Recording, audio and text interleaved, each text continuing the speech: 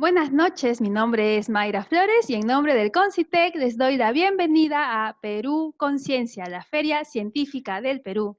Es momento de hablar de nanociencias y los investigadores y tesistas de NanoAndes han aceptado el reto de contarnos su proyecto en solamente 3 minutos. ¿Lo lograrán? Vamos con ellos.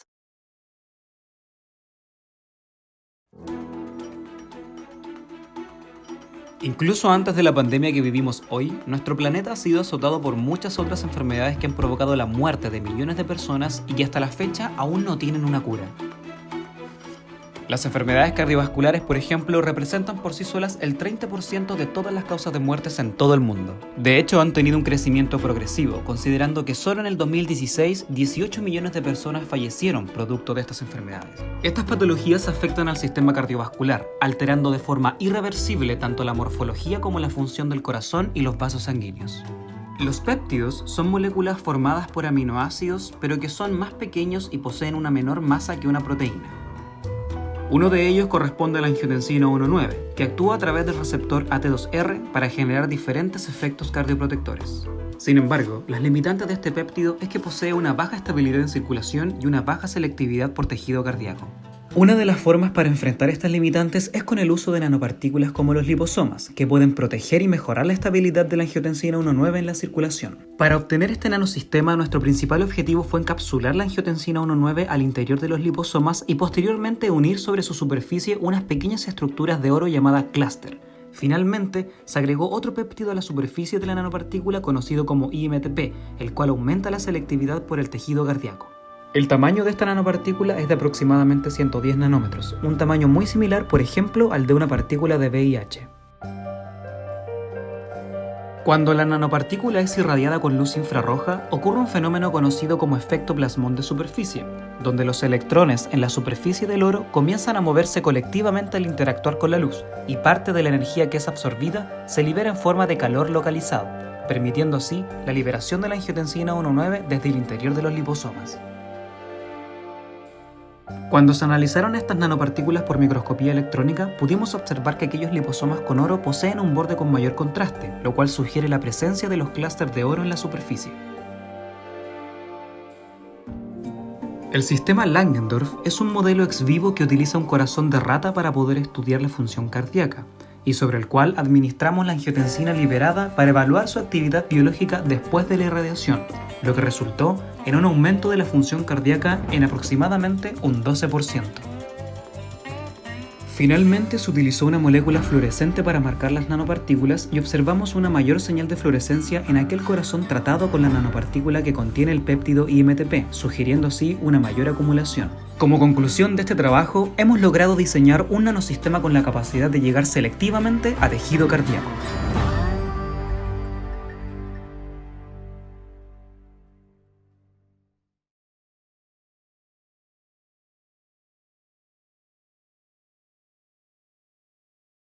Hola, mi nombre es Andreas Tapia, estudiante del doctorado de la Universidad de Chile y hoy día les quiero compartir una parte de los resultados que he obtenido en el transcurso de mi tesis, que es acerca del estudio de nanopartículas de oro sobre el proceso de agregación del péptido beta-amiloide. Cuando nosotros estamos hablando del péptido beta-amiloide estamos hablando de la enfermedad de Alzheimer, una enfermedad neurodegenerativa en la cual el eje central es la producción y acumulación del péptido beta-amiloide, como nosotros podemos ver en esta imagen. Esta acumulación y agregación del péptido es el que va a llevar finalmente a la muerte neuronal en ciertas zonas del sistema nervioso central, por ejemplo el hipocampo, y lo que nosotros vemos como síntoma, que es la pérdida de memoria. Por eso es que inhibir este proceso de agregación, tratar de bloquearlo, se hace imperioso para generar una terapia a futuro. Y es aquí donde la nanotecnología y las nanopartículas de oro se han abierto paso. ¿Por qué? Porque son sistemas bastante simples, se pueden usar en sistemas biológicos y además de eso nosotros podemos unir un sinnúmero de moléculas a la superficie de estas nanopartículas. Podemos unir, por ejemplo, un fármaco que inhiba el proceso de agregación del péptido beta-amiloide y hacer que esta nanopartícula se vaya directamente hacia el cerebro o hacia el hipocampo, que es la zona donde se genera la pérdida de memoria. El hecho es que actualmente contamos con diversas formas de nanopartículas de oro: estrellas, cubos, prismas, nanoesferas. ¿Y cuál es la que nosotros podríamos llegar a usar en un experimento o no como una estrategia terapéutica? Es parte del objeto de mi estudio, en mi tesis. Se plantearon dos objetivos: sintetizar dos formas de nanopartículas, esferas y prismas, y además determinar cuál es el efecto de estas sobre las cinéticas de agregación. En el lado izquierdo podemos ver una caracterización por microscopía electrónica, son microfotografías en la cual vemos los prismas. En el lado derecho vemos las nanoesferas de oro, que son partículas bastante pequeñas, ¿ya? Que están en la escala de los nanómetros, como podemos ver acá. Ahora bien, cuando nosotros lo estamos analizando en las cinéticas de agregación, vemos la situación control, que es la línea negra, en este caso, ¿ya? Esta curva en color negro. Cuando nosotros agregamos al proceso de agregación los prismas, lo que vemos es que este proceso se ve acelerado, o sea, está apareciendo a menores tiempos, lo cual es algo bastante importante que no nos esperábamos como un resultado. ¿Y qué ocurre cuando vemos en el caso de las nanoesferas, que es en presencia de estas, en la línea verde? Vemos que el proceso se ve enlentecido, o sea, la curva se desplaza hacia el lado derecho, aparece a mayores tiempos. Sumamente interesante. ¿Por qué? Porque como conclusión nosotros podemos sacar que los prismas aceleran el proceso de agregación y por lo tanto van a promover formación de nuevos agregados, o sea, podrían estimular a la enfermedad de Alzheimer, mientras que las nanoesferas podrían desacelerar este proceso, disminuyendo la formación de nuevos agregados. Los agradecimientos a los 3 laboratorios que han participado en este trabajo y finalmente, muchas gracias por su atención.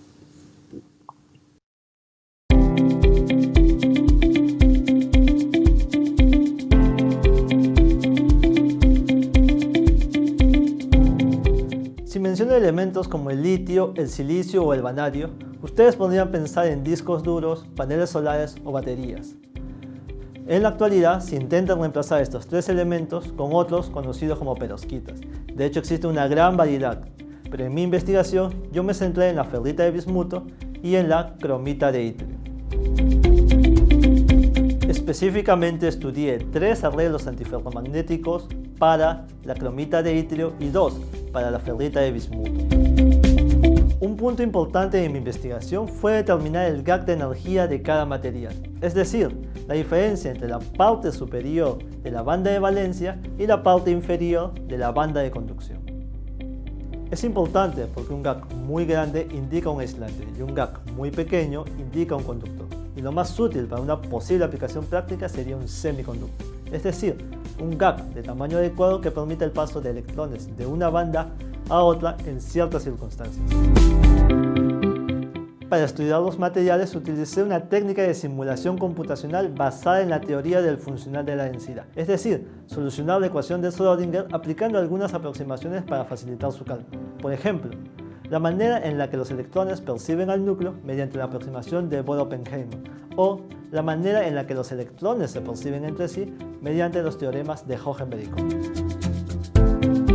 De esta forma logré determinar para el caso de la ferrita de bismuto un gap de 1.4 electronvoltios para el arreglo tipo A y 1.8 para el arreglo tipo G. En el caso de la cromita de itrio, hallé un gap de 1.3 electronvoltios para el arreglo tipo A, 1.32 para el arreglo tipo C y 1.6 para el arreglo tipo G.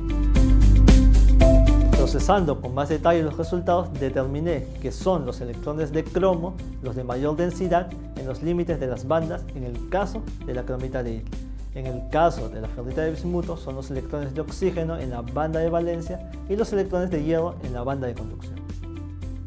Finalmente, con base en los resultados, puedo decir que ambos materiales son útiles para posibles aplicaciones prácticas, como por ejemplo las mencionadas al inicio del video.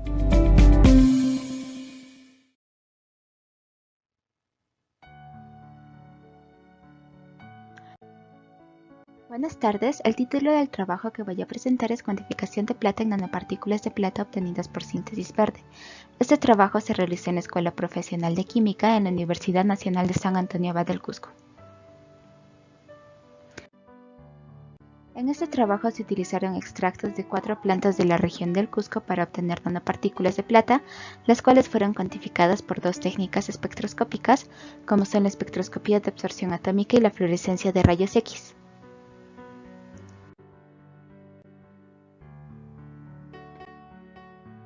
Primero necesitamos recalcar que las nanopartículas de plata son antibacteriales y pueden aplicarse a diferentes matrices, como son los polímeros y textiles, para obtener productos antibacteriales, como son mascarillas o indumentaria médica. En este trabajo se utilizaron extractos vegetales, con lo cual hacemos que las nanopartículas obtenidas sean menos tóxicas y se generen menos residuos tóxicos al medio ambiente. En este trabajo también se presentan alternativas más viables y económicas para la cuantificación de nanopartículas, como son la absorción atómica y la fluorescencia de rayos X.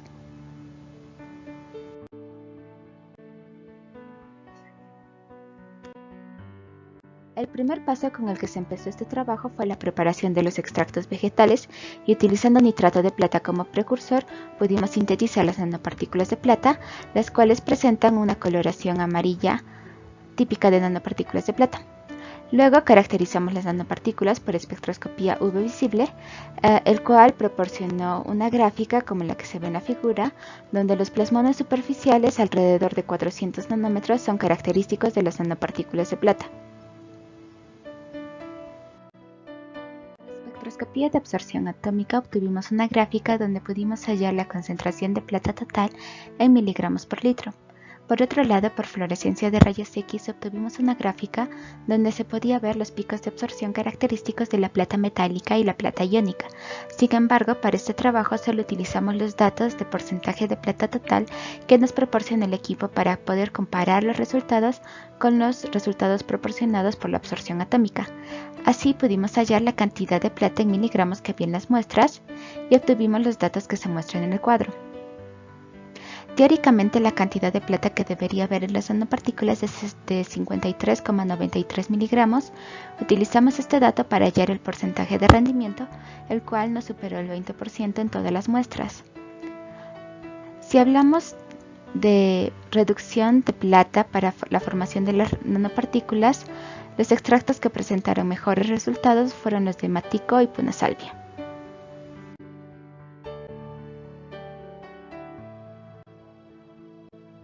1. Logramos sintetizar nanopartículas de plata utilizando extractos de eucalipto, matico, punasalvia y moringa. 2. Pudimos cuantificar las nanopartículas de plata utilizando dos técnicas espectroscópicas. Y 3. Como obtuvimos datos similares, podemos afirmar que la absorción atómica y fluorescencia de rayos X son técnicas adecuadas para cuantificar nanopartículas.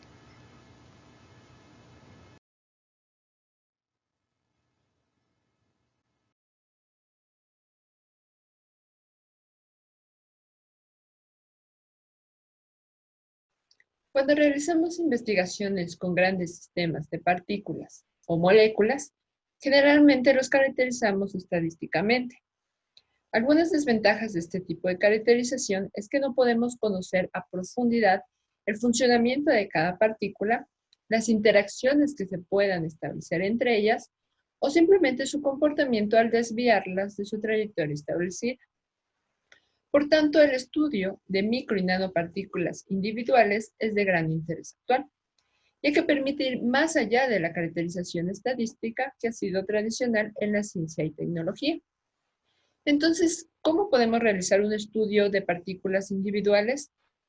Esto se puede lograr gracias a la manipulación óptica de objetos a través de luz altamente enfocada, técnica que se plasma en la denominada pinza óptica. Y en la actualidad existen muchos sistemas ópticos de este tipo, pero son de gran complejidad y costo. Por tanto, nos hemos propuesto implementar un sistema de pinza óptica de costo más competitivo, que utilice elementos comunes de un laboratorio de óptica para en un futuro realizar nuevas investigaciones de objetos individuales. ¿Cómo lo hicimos? Básicamente combinamos algunos elementos como lentes, espejos, filtros, un objetivo de microscopio de alta apertura numérica, una cámara CMOS para grabar los videos y usamos un software de acceso libre para pinzas ópticas. Todo esto para enfocar un láser de 658 nanómetros en el punto focal de un objetivo de microscopio donde se dará la captura de una partícula.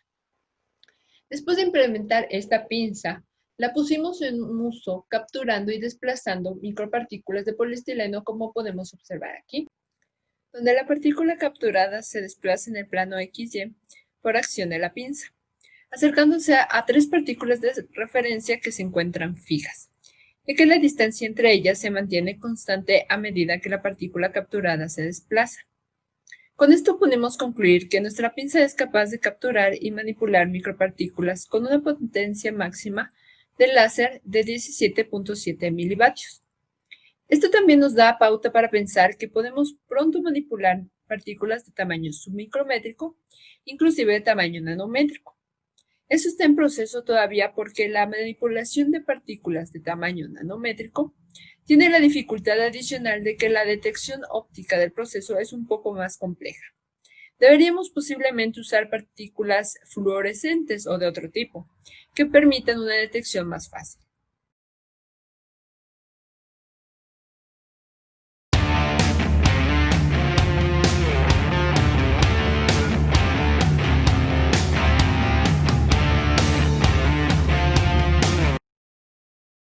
El 5-fluoracil es uno de los fármacos más empleados a nivel mundial para el tratamiento de los tipos de tumores con mayor incidencia. Sin embargo, su eficacia es limitada por su rápida metabolización y escasa especificidad por las células tumorales, provocando severos efectos adversos, por lo que era necesario desarrollar una formulación nanoestructurada de liberación controlada, pues dada su cinética de acción es conocido que se incrementa la concentración del antineoplásico en los tejidos, mejorando la eficacia de esta terapia. Por lo que el objetivo se centró en desarrollar una formulación optimizada de nanogeles de polivinilpirrolidona para la liberación controlada del 5-FU. Pasemos a analizar los resultados más relevantes de esta investigación. Primero se desarrolló la síntesis reducida de nanogeles. Como se observa en el esquema de la instalación experimental, se empleó la irradiación gamma por múltiples ventajas que ésta nos ofrece. Quizás se cuestionen por qué un nanogel y no otro tipo de nanopartícula o por qué la radiación gamma o el PBB. Por favor, por cuestiones de tiempo, consulten nuestras investigaciones previas donde desarrollamos el material. Una vez obtenido, pasamos a la incorporación del 5-FU en la matriz polimérica se basó en el atrapamiento físico debido al hinchamiento del nanogel. Se empleó como principal método de cuantificación la espectrofotometría UV visible, se estimó la eficiencia de carga de acuerdo a la ecuación en pantalla y se hablaron los diferentes factores que influyen en la retención del fármaco, gráficos a la derecha, arribando a una formulación optimizada. Posteriormente se procedió a caracterizar los nanogeles y el sistema nanogeles 5-FU. Los resultados del IR y XPS demuestran que la incorporación del fármaco en la matriz polimérica ocurre mediante interacciones por puente de hidrógeno entre los grupos funcionales carbonilo o amida de ambas estructuras. La morfología de los nanogeles es esférica y tiende a formar pequeños aglomerados, dado su grado de polidispersidad y su moderado potencial superficial. Por su parte, los resultados de DLS, tabla derecha inferior, muestran que el tamaño de los nanogeles aumenta cuando el fármaco se incorpora, así como su valor de potencial Z, haciendo más estable la dispersión. La evaluación de la cinética del mecanismo de liberación del 5-FU desde los nanogeles era otro punto crucial de nuestra investigación. En los perfiles de liberación el pH marca una diferencia dada por el proceso de relajación de la matriz que es dependiente del pH del medio. La cinética de liberación se ajusta al modelo de Higuchi, de ahí que el mecanismo de liberación obedece a la combinación de una difusión controlada por hinchamiento y la interacción química nanogel-fármaco. Es necesario evaluar el comportamiento de los nanogeles en un medio biológico previo a realizar los ensayos con el antitumoral. Los nanogeles por sí solos no presentan citotoxicidad para la línea celular Vero, gráfico a la izquierda, ni en fibroblastos murinos. Además, no son reconocidos como cuerpos extraños para el organismo en procesos inflamatorios, siendo incapaces de inducir la activación masiva de neutrófilos similar al ampliamente usado óxido de titanio 4. Los nanogeles sintetizados mediante irradiación gamma son un portador potencial del antitumoral 5-FU, teniendo en cuenta sus propiedades morfológicas, el tamaño, la carga superficial, la sensibilidad a cambios de pH en un importante rango fisiológico y la biocompatibilidad, lo que satisface el objetivo principal de nuestra investigación. Aún queda mucho por hacer para llevar esta formulación al sistema de salud, pero los resultados hasta ahora obtenidos demuestran que una quimioterapia menos invasiva es posible.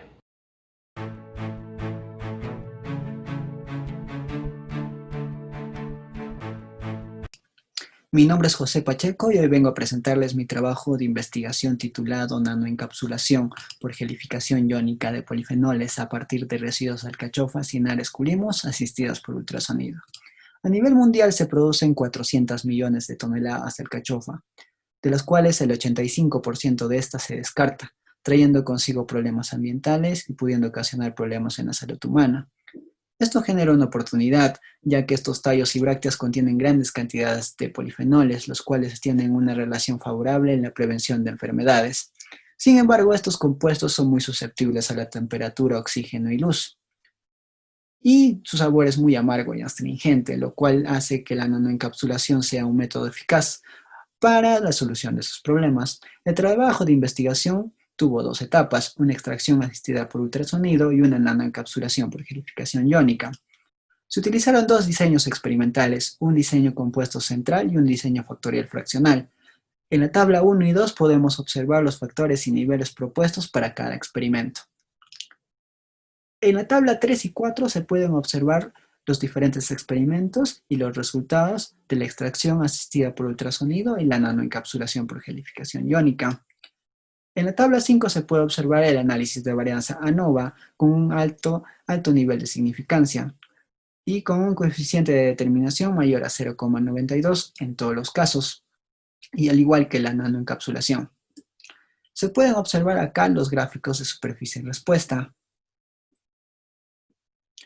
Y estas son las conclusiones, que las condiciones óptimas de extracción fueron amplitud de radiación de 97%, una concentración de etanol de 53% y un tiempo de extracción de 9.7 minutos.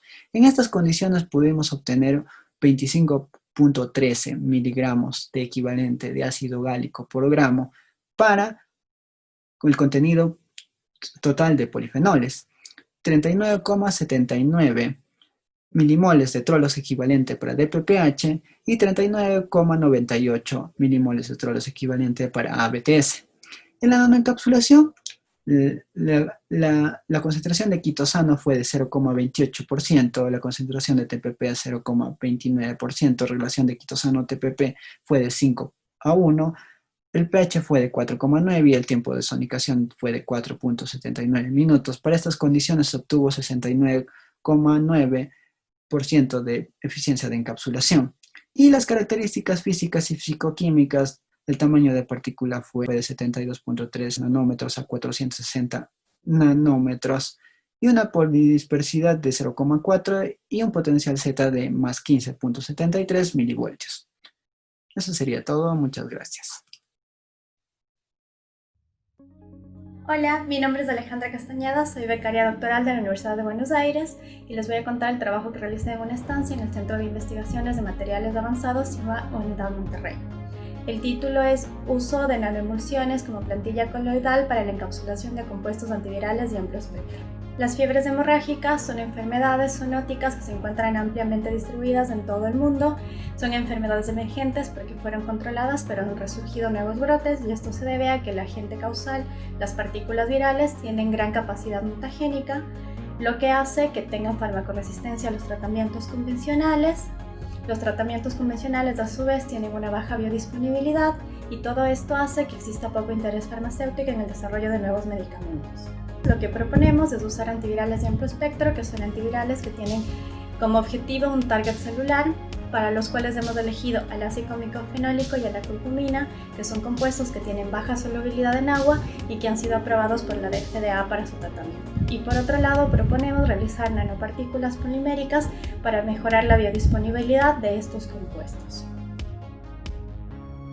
Para la obtención de nanopartículas vamos a usar el método de Phase Inversion Composition, que consiste en tener una fase oleosa, en nuestro caso va a ser PLGA y acetato de etilo, y en esta fase es donde vamos a colocar nuestros compuestos antivirales que son poco solubles en agua, solubles en etanol y miscibles con el acetato de etilo. Vamos a colocar el Twin 80 y posteriormente vamos a llevar agitación y goteo constante de la fase acuosa, que es un buffer de sales de sodio. Todos los compuestos que usamos son biocompatibles. Una vez obtenida la nanoemulsión, como vemos, con un aspecto translúcido transparente, vamos a evaporar los solventes, centrifugar para purificar las nanopartículas que se van a encontrar en el pellet y el sobrenadante, que es el que vamos a cuantificar con el residuo de droga que no fue encapsulado. Los resultados de este trabajo nos llevan a obtener una concentración ideal de sales de sodio. Como podemos ver en los viales A, B y C, cada vial tiene diferentes concentraciones de sodio y lo que hacen que se vea un aspecto turbio y un aspecto translúcido. Una vez establecidas estas condiciones, lo llevamos a un proceso en el cual encapsulamos las drogas en diferentes concentraciones y caracterizamos la gota, que tiene un tamaño de 55 a 60 nanómetros en nanoemulsión, mientras que las nanopartículas purificadas, después de realizar tensión negativa y llevarlas a microscopía electrónica, tienen un tamaño de 29 nanómetros. El objetivo de esta estancia de investigación se centra en encapsular compuestos antivirales dentro de partículas biodegradables, como lo hemos hecho con un 60% de eficiencia. El tiempo de liberación in vitro es de 48 horas. Además, determinamos que la concentración de sales influye en la solubilidad del polímero, en el tamaño de gota y en la estabilidad de la nanoemulsión. Los procesos in vitro se llevarán a cabo en Buenos Aires, donde vamos a evaluar el efecto antiviral de las nanopartículas obtenidas con un modelo de infección virus. Muchísimas gracias.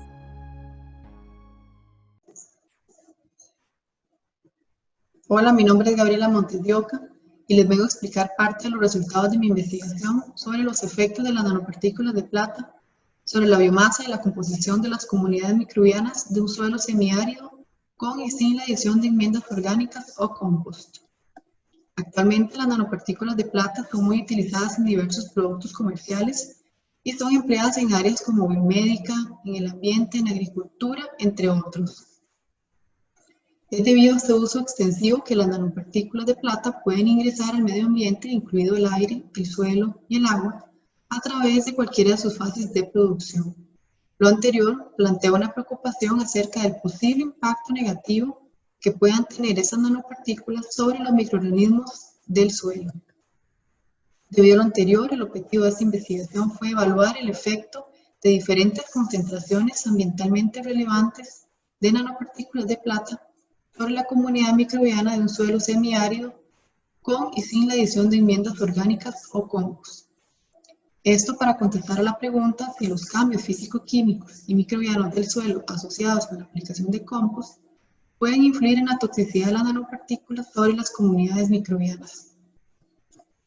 Llevamos a cabo un estudio evaluando dos concentraciones muy bajas de nanopartículas de plata en un suelo con la adición de compost OSA y en un suelo sin la adición de compost OSU. Y evaluamos el efecto sobre las actividades enzimáticas, sobre la biomasa microbiana y sobre la diversidad de las comunidades microbianas a los 7 y a los 30 días. Dentro de los resultados más importantes a nivel de biomasa microbiana, determinamos que en el suelo con compost a los 7 días hubo una disminución en los organismos gram positivos y en gram negativos. Sin embargo, a los 7 días solo hubo una disminución en los gram positivos. Por el contrario, en el suelo sin compost a los 7 días no se determinó un efecto significativo, pero a los 30 días más bien hubo un aumento en la biomasa de las bacterias y en la biomasa de los gram negativos. Por otra parte, determinamos estadísticamente que las nanopartículas de plata afectaron la composición de las comunidades microbianas solo en el suelo con compost. Como conclusiones principales, determinamos que la toxicidad de las nanopartículas en términos de biomasa microbiana y la composición de la comunidad microbiana fue mayor en los suelos con compost. Por otra parte, las nanopartículas no afectaron las actividades enzimáticas extracelulares evaluadas y las bacterias son más sensibles a las nanopartículas que los hongos y las bacterias gram negativas más tolerantes que las bacterias gram positivas. Muchas gracias a todos los colaboradores de esta investigación. Mi nombre es Lucy Coria y les voy a presentar el trabajo Nanopartículas de oro modificadas con polielectrolitos redox y split aptámero para la detección electroquímica de adenosina. El objetivo del trabajo es construir un sistema capaz de detectar bajas concentraciones de metabolitos usando instrumentación sencilla y de bajo costo. Con metabolitos me refiero a moléculas pequeñas e importantes en procesos biológicos. A partir de esto nos surgió la idea de construir un sistema con dos funciones, una que detecte la presencia del metabolito y otra que genere una respuesta electroquímica. Por eso propusimos dos componentes, los split aptámeros, que son cadenas cortas de ADN con regiones que reconocen específicamente al anarito, y el OSPA, que es un complejo de osmio unido a polialilamina que genera respuesta de corriente a un determinado potencial. La idea, entonces, es usar estos dos componentes junto con nanopartículas de oro en un sistema tipo sándwich. A partir del aptámero de adenosina se obtienen los fragmentos C y S. El fragmento C estará en la superficie del electrodo y el fragmento S en la nanopartícula, que también tendrá el OSPA.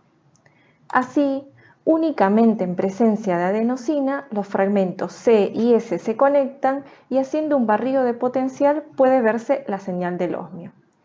Por lo tanto, a mayor cantidad de adenosina, más fragmentos conectados, más nanopartículas, mayor cantidad de OSPA y mayor será la respuesta de corriente.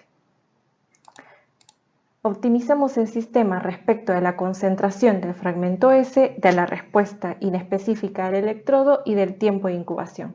A partir de esto, determinamos concentraciones de adenosina desde 5 hasta 75 nanomolar con una muy buena sensibilidad.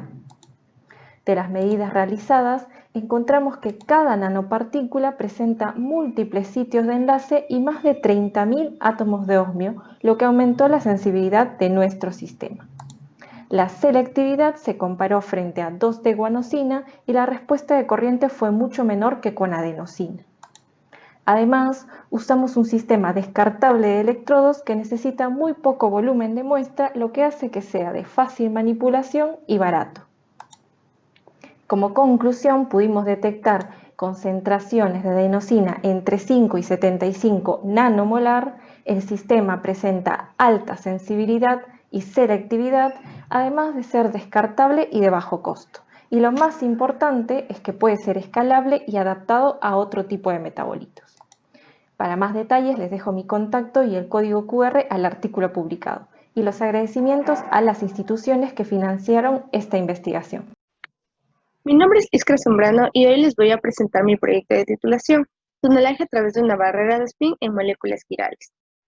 El descubrimiento experimental del efecto de selectividad de spin quiral inducida, o efecto CIS por sus siglas en inglés, ha significado una gran promesa para el desarrollo de nuevos dispositivos spintrónicos. Este efecto nos muestra cómo electrones de una orientación de spin atraviesan una molécula quiral, como el ADN, con mayor facilidad que de la otra orientación.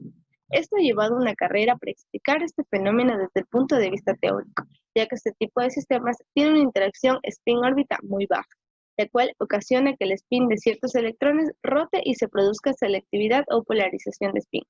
Entonces nos cuestionamos cuál podría ser la causa física de este fenómeno con respecto a su estructura quiral y por tanto cómo se podría manipular la magnitud de esta selectividad de spin.